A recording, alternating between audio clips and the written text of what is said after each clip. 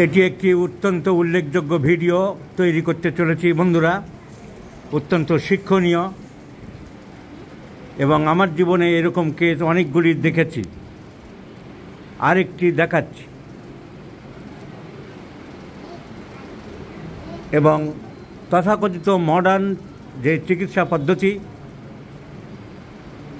তার যেমন উপকারও আছে, অনেক লস্ট কেস বা লাইফ একেবারে নষ্ট হয়ে যেতে চলেছিল তার সেভিং বাঁচানোর জন্য যেমন মডার্ন মেডিসিন কাজ করেছে। এখনই একটা মানুষকে এমন একটা ওষুধ দিতে হবে যাকে বাঁচানো সম্ভব, সেক্ষেত্রে মডার্ন মেডিসিন অনেক এগিয়ে গেছে, এটা অস্বীকার করার কোনো উপায় নেই। অনেকে না বুঝে অস্বীকার করে। হোমিওপ্যাথি চিকিৎসকরা মান্দাজ আমলের কিছু বই পড়ে নাচানাচি করে, কিন্তু জানে না যে মডার্ন মেডিসিন অনেক ক্ষেত্রে কত এগিয়ে গেছে। কিন্তু সেই মডার্ন মেডিসিন, সেই মডার্ন চিকিৎসা পদ্ধতি বহু জায়গায় যে ক্ষতি করে এবং মারাত্মকভাবে তার সাইড এফেক্টস তা বহু ক্ষেত্রে দেখেছি। আজও এই বাচ্চাটির ক্ষেত্রে কেমন বিপর্যয় নেমে এসেছে সেটা আমি খুব সহজভাবে বুঝিয়ে দিচ্ছি। তাই আমাদের ছোটোবেলায় স্কুল কলেজে স্কুলে একটা রচনা আসতো, বিজ্ঞান আশীর্বাদ না অভিশাপ। ঠিক সেই জিনিসটার মতোই মডার্ন মেডিসিন বহু ক্ষেত্রে লাইফকে সেভ করে দেয়, আবার বহু ক্ষেত্রে লাইফকে ধ্বংসের পথে নিয়ে যায়। আমি উদাহরণস্বরূপ দেখিয়ে দিচ্ছি। এবং চিকিৎসকের বিচক্ষণ ক্ষমতা না থাকার জন্য, বেশিরভাগ চিকিৎসকের পর্যবেক্ষণ ক্ষমতা না থাকার জন্য যে সর্বনাশ হয় এবং যে সর্বনাশের গোড়া বা মূল বা পত্তন কী কারণে হতে পারে,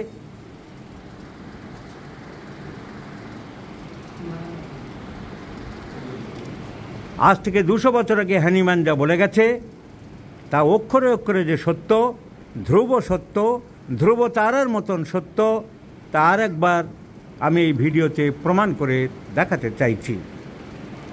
suppression of skin disease. Hahnemann তার সারা জীবনের, Samuel Christian Frederick Hahnemann, German physician, তখনকার দিনের অ্যালোপ্যাথিক চিকিৎসা পদ্ধতি পাশ করে প্র্যাকটিস আরম্ভ করেছিল। কিন্তু প্র্যাকটিস করতে গিয়ে দেখেছিল মানুষের উপকারের থেকে অপকারই বেশি হচ্ছে, এফেক্টের থেকে সাইড এফেক্ট বেশি হচ্ছে। তখনকার তো এই উন্নতি ছিল না। পাগল মানে বেঁধে পেটাও, ব্লাড প্রেশার বেড়েছে মানে তার শরীর থেকে রক্ত কেটে বের করে দাও। এই সমস্ত চিকিৎসা পদ্ধতি তার কোমল মনকে মেনে নিতে পারেনি। তিনি চিকিৎসাবিদ্যা ছেড়েই দিয়েছিলেন।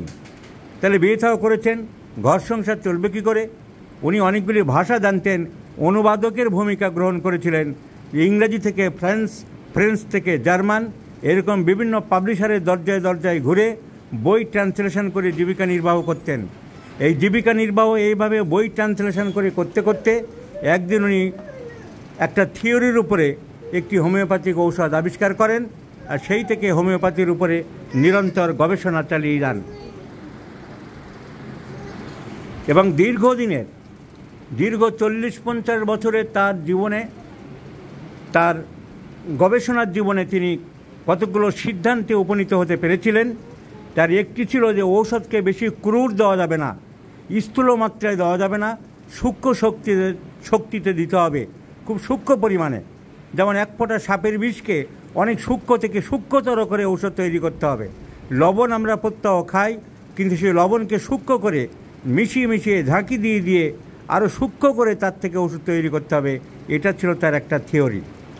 আর সারা জীবন ধরে তিনি বিভিন্ন পরীক্ষা নিরীক্ষা করতে করতে যে সিদ্ধান্তে এসেছিলেন যে চর্মরোগ উপর থেকে বাহ্যিক কিছু মলম বা কিছু লোশন কিছু লাগানোর পরে বিভিন্ন রোগের সৃষ্টি হয়। পাগলও হয়ে যেতে পারে, কুষ্ঠরোগের সৃষ্টি হতে পারে, টিবি হতে পারে। এখন অবশ্য এইসব রোগের জীবাণু বলা হচ্ছে, কিন্তু জীবাণু তো সবার আসছে না, জীবাণু তো ঘুরে বেড়াচ্ছে। অনেকে এই জীবাণু ওই হসপিটালে কাজ করছে, তার তো হচ্ছে না।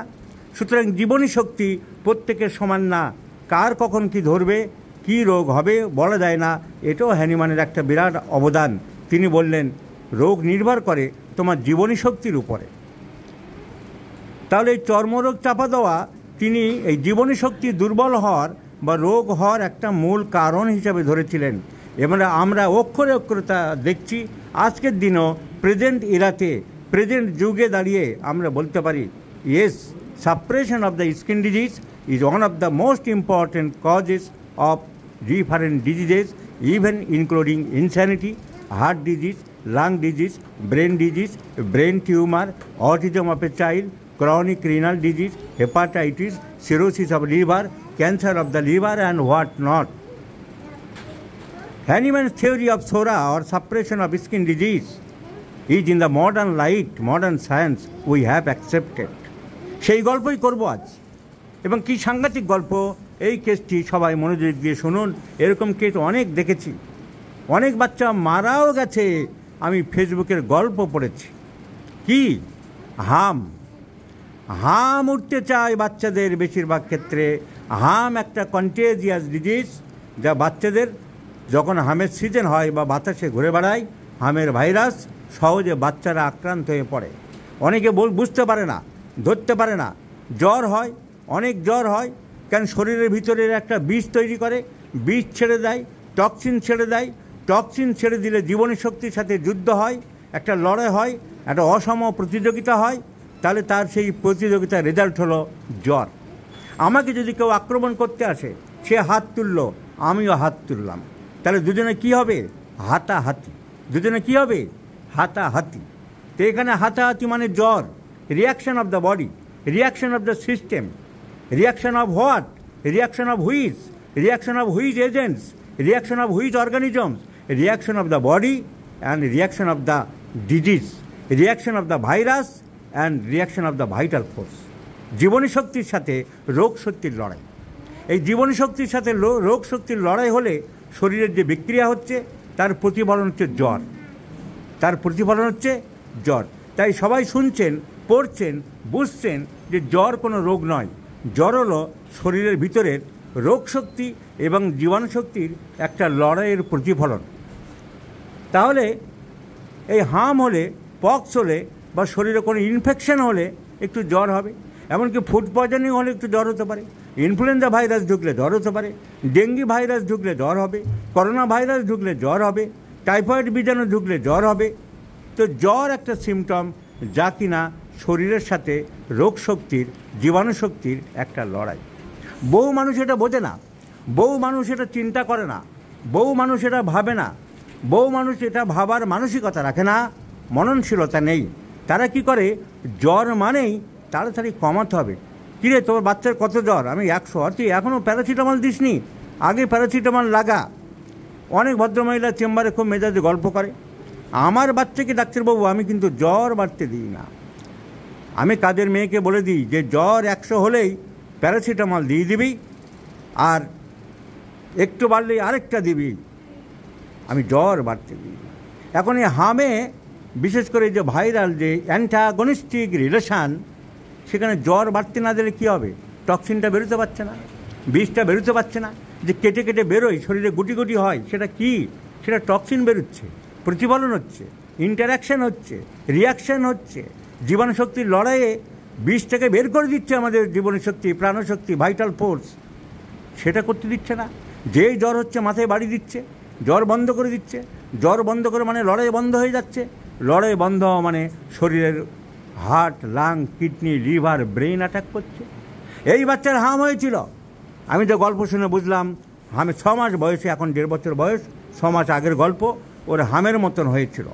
ওদের মুখ থেকে যা শুনলাম, কোনো ডাক্তার একজন পক্স বলেছিল, সে ভুল বলেছিল, এটা হয়েছিল হাম। পক্সের এত বেশি ডেঞ্জারাস হয় না, পক্স এক্সপার্ট করে যায় তাড়াতাড়ি। ওই হাম বা পক্স ভেবে সে ওষুধপত্র দিয়েছিল, একটু কমে গিয়েছিল। কমে যাওয়ার পরে মানে কী হয়েছিল? হামটা বেরোতে পারেনি, যাকে বলা হয় রিপারকাসড ইরাপশানস, যাকে বলা হয় রিপারকাসড ইরাপশানস or suppressed eruptions or non-developed eruptions or mal-developed eruptions। Hamta বেরোতে পারেনি। তারপরে কমে গেল, কদিন ভালো থাকলো বাচ্চা, কিন্তু বাচ্চার খিদে হচ্ছিল না। আফটার এফেক্টস অফ মেজেলস তো ভালো করে সারেনি, মেজেলসের চিকিৎসা হয়নি, বাচ্চার খিদে হচ্ছিল না। এরা ভাবলো হোমিওপ্যাথি, ওই ডাক্তার যে দেখেছিল তার কাছে আর গেল না, ভাবলো যে চাইল্ড স্পেশালিস্ট ডাক্তারের কাছে যায়, এর খিদে হচ্ছে না, হোমিওপ্যাথি ডাক্তার কী করবে? একটু টনিক ভিটামিন তো কিছু দিতে হবে। তাহলে অ্যালোপ্যাথি ডাক্তারের কাছে গেলেন, যাওয়ার পরে উনি ওষুধপত্র দিলেন, আবার গায়ে গুটি গুটি বেরিয়ে গেল, আবার এরকম বেরোতে থাকলো, মানে সেই চাপা দেওয়া হাম আবার বেরোতে থাকলো। প্রকৃতি নির্দেশ দিচ্ছে বাচ্চাটাকে বাঁচানোর জন্যে তুমি হামটাকে বের করতে দাও, হামের গুটিটাকে বের করতে দাও, হামের ইরাপশান থেকে বের করতে দাও। আর মানুষ তার উল্টো করে চলেছে। ওই অ্যালোপ্যাথিক ডাক্তাররা নানান ওষুধপত্র দিল, নানান ইঞ্জেকশন দিল, হাম বেরোলো না, হাম বের করতে পারলো না, হামের বিষকে বের করতে দেওয়া হলো না। বাচ্চা আরও অসুস্থ হয়ে পড়লো, বাচ্চার গাঁট ফুলতে আরম্ভ করলো, রিউমেটিক ট্রাবলস দেখা দিল, অ্যাঙ্কেল জয়েন্ট ফুলতে আরম্ভ করলো, নি জয়েন্ট ফুলতে আরম্ভ করলো, দি ব্যাড এফেক্টস অফ মেজেলস আরম্ভ হয়ে গেল। এরা চলে গেল কল্যাণী এইমস হসপিটালে, সরকারি নানান রকম বড় হসপিটালে। তারা অনেক দিন চিকিৎসা করলো। এই চিকিৎসা কী হয়েছিল এবার বলো, তোমরা বলো, কে বলবে ভালো? কী হয়েছিল হসপিটালে গিয়ে? এ পর্যন্ত আমি যা বলেছি ঠিক আছে। প্রথমে একটা হোমিওপ্যাথি ডাক্তার দেখেছিলে, গায়ে গুটি গুটি বেরিয়েছিল, তারপর তার ওষুধ খেয়ে কদিন পরে ভালো হলো, তারপর খিদে হচ্ছিল না, তারপর তোমরা অ্যালোপ্যাথিক ডাক্তারের কাছে গিয়েছিলে। সেইখান থেকে গল্পটা বলে দাও। ওই ডাক্তারবাবু কিন্তু মলম দিল, সাপ্রেশন আরম্ভ হচ্ছে বন্ধুরা। আবার গুটি গুটি আরম্ভ হলো, ওই হাম আবার ফেরত আসতে চাইছিল, প্রকৃতি আবার হেল্প করতে চাইছিল, মানুষ সেই হেল্পে গেল না, উনি আবার মলম গায়ে লাগাতে দিলেন। তারপর কি হলো? কি করলো? ব্লাড টেস্ট করালো। ওকে ইমিডিয়েট হসপিটালে ভর্তি করতে হবে। তো আমরা আমাদের ওখানে কল্যাণী জেএনএম হসপিটালে, তোমরা Kalyani GNM Jawaharlal Nehru medical college হসপিটালে ভর্তি করালে। ভর্তি করানোর পর ওকে ওখানে 12 দিন পিআইসিউতে রাখা হয়। তারপরে ও জ্বরটা কমাতে পারছে, কিন্তু জ্বর কমলো না।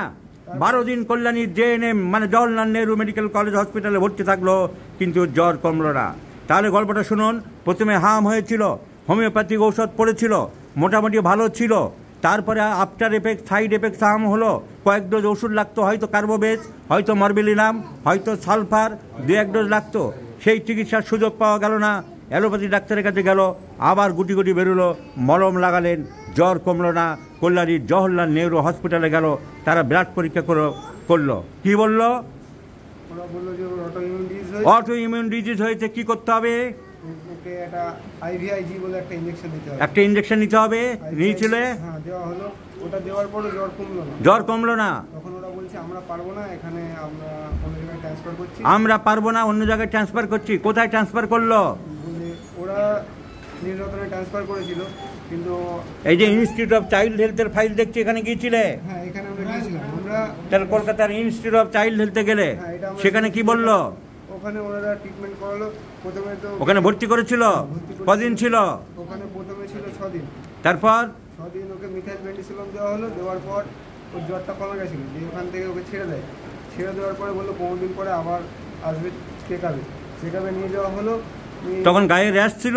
গায়ে র্যাশ, হ্যাঁ, র্যাশটা আসতে ওনারা বললো যে র্যাশটা এরকম আসবে যাবে, এরকম আস্তে আস্তে। 15 দিন পরে দেখা করতে বললো। তারপর কি হলো? 15 দিন পরে দেখা করতে গেলাম, বলছি ঠিক আছে। 15 দিন পরে যখন গেলাম তখন বললো যে হ্যাঁ, ওকে যেভাবে মেডিসিন চলছে ওইভাবে মেডিসিনটা চলবে। তারপরে আমরা বাড়িতে চলে আসলাম। আবার 15 দিন পরে যেতে বললো। 15 দিন পরে গেলাম। যাওয়ার পরে ওর জ্বরটা আসছিল আবার। প্রথম 15 দিন যাওয়ার পরে ওর জ্বরটা আবার আসছিল। তো ওখানে গিয়ে আমরা বলি যে জ্বর আসছে, তো বলছে ওর মেডিসিনে কাজ হচ্ছে না, মানে স্টেরয়েডে ওর কাজ হচ্ছে না। স্টেরয়েড দিয়েছিল? স্টেরয়েড দিয়েছিল, তাতেও কাজ হচ্ছে না। এখন কি করতে হবে বললো? তখন বললো যে একটা ইঞ্জেকশন দিতে হবে, একটেমরা কোসিলিজম। হ্যাঁ, একটেমরা বলে একটা ইঞ্জেকশনের কথা বললো। তারপর ওটা ওর দেওয়ার জন্য। এবার আমরা তো তখন ভাবছি যাতে আমার বাচ্চা সুস্থ হয়, সেই হিসাব করে আমরা ওই ইঞ্জেকশনটা ওকে দেওয়া হয়। ইঞ্জেকশন দিয়েছিলে? কোন একটা ইঞ্জেকশন না কোথায় অনেক টাকা পড়লো? কোনটা? 18,000 টাকা এই ইঞ্জেকশন। এইটাই 18,000 টাকা, মাসে দুটো করে 36,000 টাকা করে বাজেট পড়লো। মাসে 2টি করে ইঞ্জেকশন লাগবে। একটা ইঞ্জেকশনের দাম 18,000 টাকা। কটা দিয়েছিলে? এই পর্যন্ত আমরা 7টা ইঞ্জেকশন দিয়েছে, 36,000 টাকা করে পার মান্থ। 7টা ইঞ্জেকশন মানে 3.5 মাস ধরে ইঞ্জেকশন দেওয়া হয়েছে। তারপরে ইঞ্জেকশনটা দেওয়ার পরে ওরা কিছুদিন ভর্তি রাখলো, রাখার পরে ছেড়ে দিল। দেওয়ার পরে বাড়িতে আসলাম। ও মোটামুটি মাস খানিক মতো একটু সুস্থ ছিল। আবার জ্বরটা, তাহলে জ্বরটা আবার ফেরত আসছে, আর গায়ে অ্যালার্জিগুলো ফেরত আসছে। এই হলো ব্যাপার। এই পর্যন্ত শেষ। স্টেরয়েডটা কমাতে চাইলো, মানে স্টেরয়েডটা যখনই 4 ml করলো তখন ওর আস্তে আস্তে একটু প্রবলেম দেখা দেয়। দেখা যায় যে ওর জয়েন্টে ব্যথা, বলে হাতে আমার ব্যথা করছে, কিংবা সকালবেলা ঘুম থেকে উঠে লাফতে চায়। তাহলে এই হলো গল্প বন্ধুরা। এই সেই বাচ্চা, ফুটফুটে বাচ্চাটা, এখন জয়েন্টে পেন হচ্ছে, আর গায়ে এরকম অ্যালার্জি বেরিয়ে যাচ্ছে, কই অ্যালার্জিগুলো একটু দেখাও তো, কোথায় কোথায় আছে কীরকম, তোমার কোথায় ব্যথা?